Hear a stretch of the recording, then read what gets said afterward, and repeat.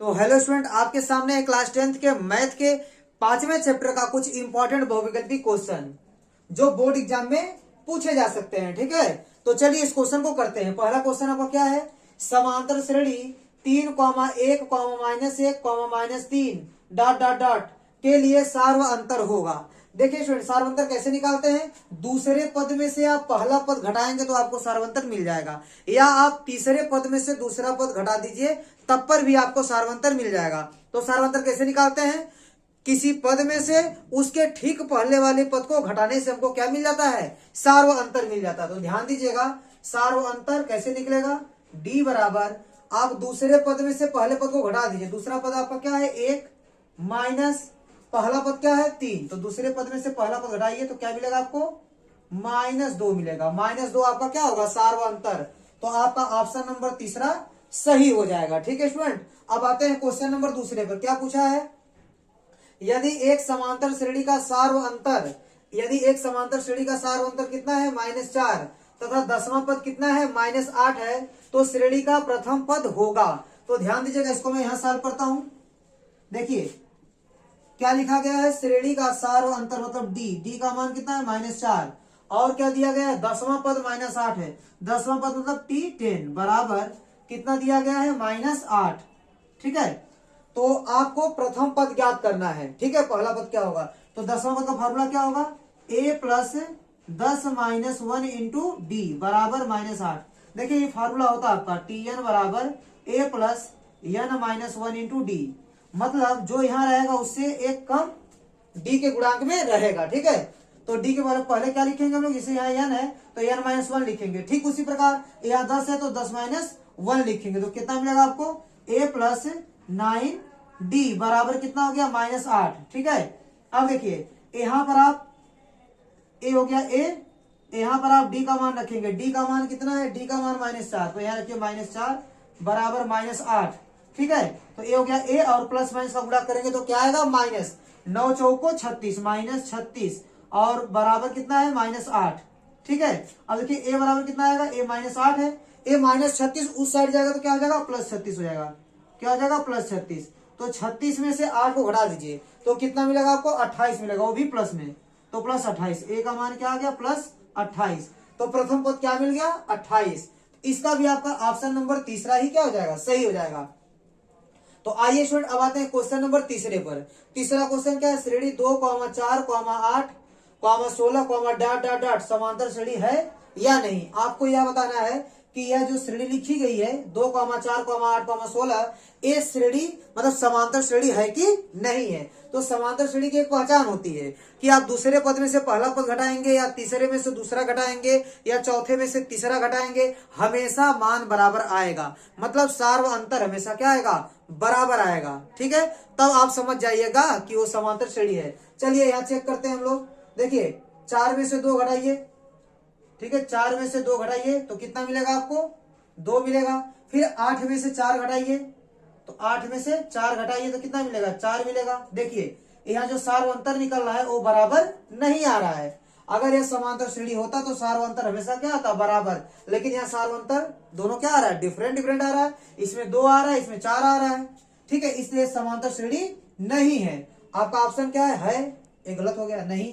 ये लिखा है कि नहीं है, यही वाला आपका सही हो जाएगा। ठीक है, अब इसमें क्या बोल रहा है? पहला और दूसरा, मतलब है भी और नहीं भी, ऐसा हो ही नहीं सकता। तो तीसरा भी आपका गलत, चौथा भी गलत। आपका ऑप्शन नंबर कौन सा हो जाएगा? दूसरा, क्योंकि ये समांतर श्रेणी नहीं है। तो चलिए स्टूडेंट, अब आते हैं क्वेश्चन नंबर 4 पर। क्या लिखा है? श्रेणी -3, -1/2, 2 डॉट डॉट डॉट का 11वां पद ज्ञात कीजिए। तो ध्यान दीजिएगा, 11वां पद कैसे ज्ञात करेंगे? आपको पहला पद पता है। पहला पद क्या दिया गया है? देखिए -3, और सार्व अंतर कैसे निकलता है? सार्व अंतर निकालने के लिए आप क्या करेंगे? दूसरे पद में से पहले पद को घटाएंगे। तो दूसरा पद क्या है आपका? -1/2, फिर माइनस पहले पद को घटाइए। पहला पद क्या है? -3। ठीक है, ये हो गया -3।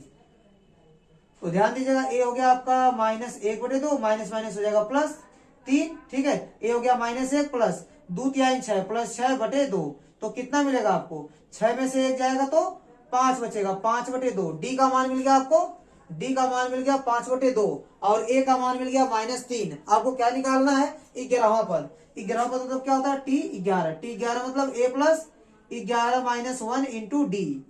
तो ध्यान दीजिएगा, ए का मान कितना है? ए का मान आप रखिए -3 प्लस 11 में से 1 जाएगा तो 10 और गुड़े डी का मान कितना है?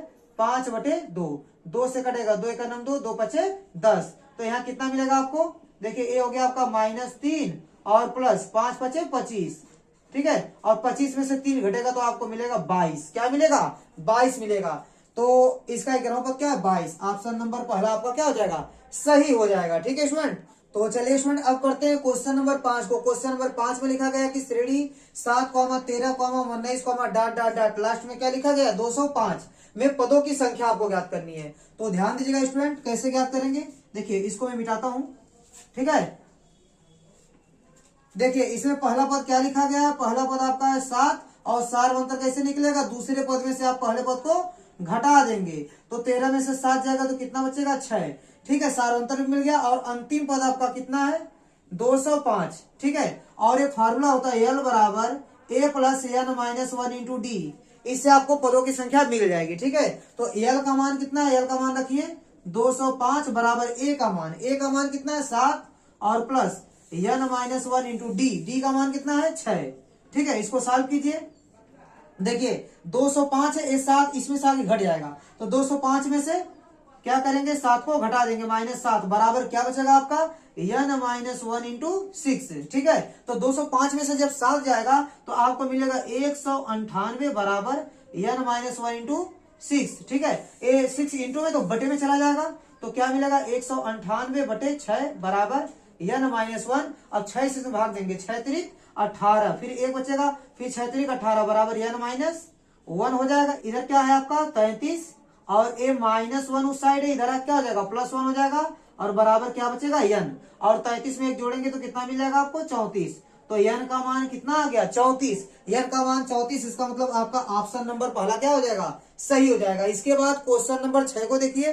क्वेश्चन नंबर 6 में दिया गया है कि यदि किसी समांतर श्रेणी में पदों की संख्या n है तथा अंतिम पद क्या है? l है, तब n पदों के योगफल का सूत्र है या n पदों का योगफल है, तब n पदों का योगफल क्या आएगा?